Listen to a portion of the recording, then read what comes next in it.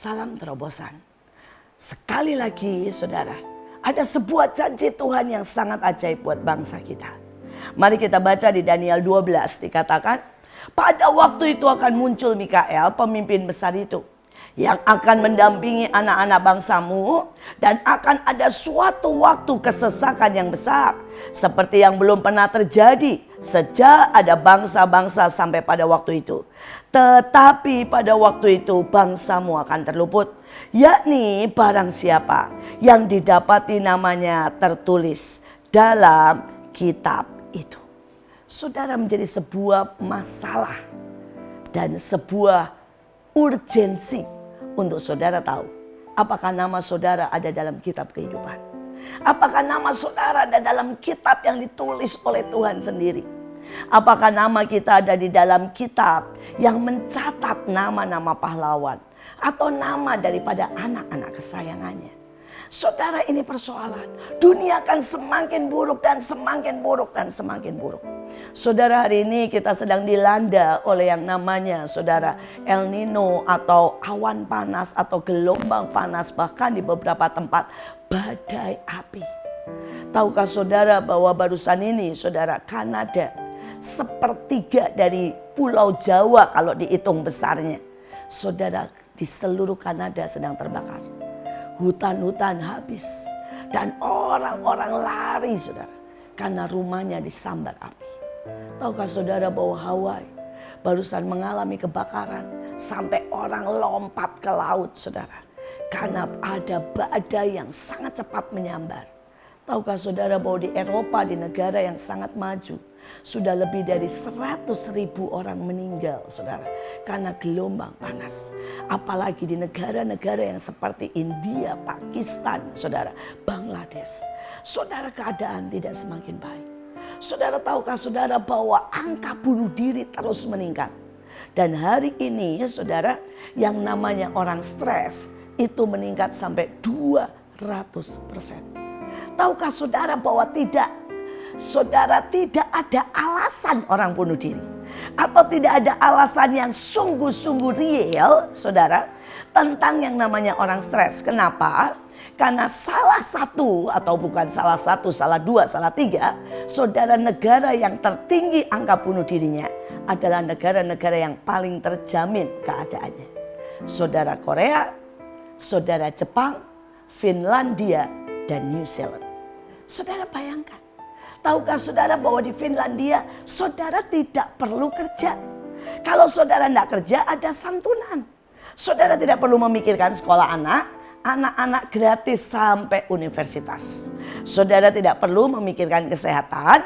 Saudara, itu sejak engkau lahir jadi warga negara, engkau saudara free, saudara, ditanggung oleh pemerintah. Tahukah saudara bahwa air terbagus dan udara tersehat salah satunya di Selandia? Sekarang apa alasan mereka bunuh diri? Dan saudara tahu angkanya, satu hari 90 orang rata-rata. Satu hari, bukan satu tahun, bukan satu bulan, satu hari. Saudara, di negara-negara ini. Ini menunjukkan ada sesuatu yang sangat menekan. Kesesakan tidak hanya saudara soal fisik, tidak hanya soal keuangan, tapi kesesakan di roh, di atmosfer spiritual. Saudara, tetapi ini juga kesesakan secara ekonomi. Saudara, Jokowi dan banyak lagi pemerintah berkata gagal panen mengancam banyak negara. Saudara, dan dia juga berkata bahwa ada 150 negara, saudara, yang sudah mulai mengalami krisis beberapa benda atau beberapa hal, saudara. Saudara, ada bank, 170 bank di Amerika bangkrut. Saudara, sedang apa? Negara-negara, bangsa-bangsa sedang menukik ke bawah. Tapi di dalam keadaan yang seperti itulah Alkitab berjanji. Saudara, ada yang namanya Mikael. Dan ini memang bicara soal malaikat atau utusan Tuhan. Saudara, kata malaikat itu sebenarnya utusan Tuhan. Jadi bisa orang, saudara, bisa pemimpin, bisa dalam bentuk apa saja. Saudara, dan kata Mikael artinya menangkap yang dari Tuhan dan melakukan tepat seperti yang Tuhan mau. Saudara, hari-hari ini di saat-saat seperti ini sangat penting untuk saudara menangkap yang dari Tuhan dan melakukan yang Tuhan mau. Maka itu akan menjadi guidance, itu akan menjadi kekuatan, itu akan menjadi terobosan saudara. Saudara, dan setiap saudara melakukan yang Tuhan mau, ya, tiba-tiba akan menjadi lompatan-lompatan. Saudara, seorang teman saya, dia mengalami sangat saudara kesulitan dalam ekonomi. Dan hari itu tiba-tiba Tuhan berkata kepada dia, mulai buka ya restoran kecil di depan rumah saja. Dan Tuhan berkata, buka empek-empek. Saudara bayangkan, dan hari itu saudara dia bahkan tidak tahu bagaimana membuat empek-empek. Saudara, dan Tuhan dia berkata, Tuhan caranya bagaimana. Selain dia lihat di YouTube dan cari, dia mulai dikasih ide sama Tuhan. Tuhan mulai memberikan dia empek-empek keju. Tuhan mulai memberikan dia saudara ya empek-empek saudara yang diisi dengan sosis. Saudara, Tuhan memberikan ide-ide saudara yang luar biasa. Saudara, dan kemudian pemasarannya pun Tuhan memberi ide yang luar biasa. Tuhan mulai memberikan pemasaran dengan apa? Bus.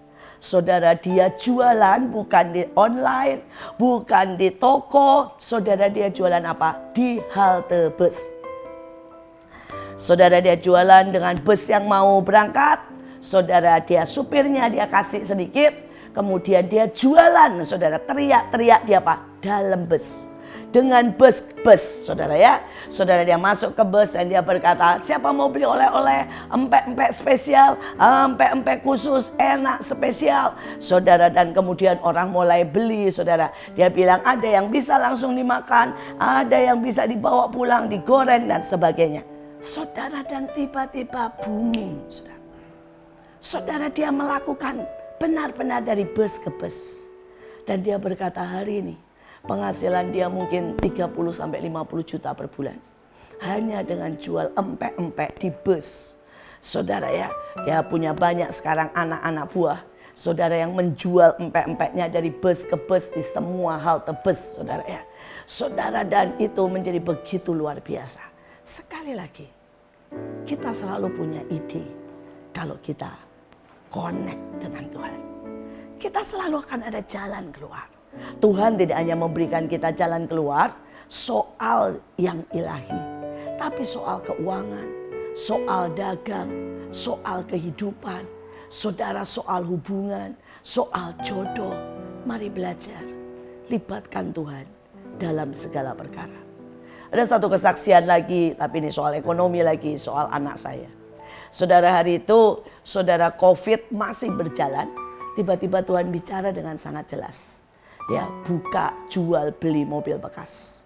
Karena ada banyak orang sudah tidak tahan dan mereka akan menjual mobilnya. Saudara, dan dari itu anak saya, saudara, mengeluarkan semua tabungan. Dan dia beli semua mobil-mobil bekas dari orang-orang yang sudah tidak tahan. Saudara, sudah mepet. Saudara ya, sudah hampir saudara tidak bisa makan. Dan dia menolong dengan membeli mobil mereka. Saudara, mereka menjual dengan harga sangat murah. Karena hari itu tidak boleh kemana-mana, saudara. Saudara, begitu dia terkumpul, dia sampai berkata, saya tidak tahu lagi taruh tempat di mana. Karena mobil sudah sekian banyak, tetapi masih begitu banyak orang yang berteriak dan berkata, tolong beli mobil saya karena saya butuh uang makan. Saudara, 1 bulan setelah itu, tiba-tiba Bapak kita Presiden Jokowi tercinta berkata, semua boleh mudik. Saudara, dan tiba-tiba semua mobilnya laku, saudara. Orang membelinya dengan sangat cepat karena mereka semuanya pengen mudik. Sudah 2 tahun tidak mudik. Saudara, hanya dalam waktu 2 bulan dia balik modal dan dia untung hampir 1,5 M. Saudara, orang berkata, kenapa bisa begitu gampang? Ketika kita mendengar Tuhan. Ketika kita mendengar Tuhan. Saudara, ada begitu gampang. Ada jalan-jalan celah-celah yang tidak dilihat oleh orang lain ketika kita mendengar Tuhan. Karena itulah Tuhan berkata, aku akan meluputkan engkau dari apapun juga, saudara. Dari kesesakan ekonomi, stres, keluarga, saudara. Apapun, asal kita mendengarkan Tuhan. Dan yang kedua, asal nama kita tercatat di buku kehidupan. Biarlah dua hal ini menjadi hal yang harus kita perhatikan. Jangan pernah takut, Tuhan kita mengatasi segala keadaan. Tuhan Yesus memberkati.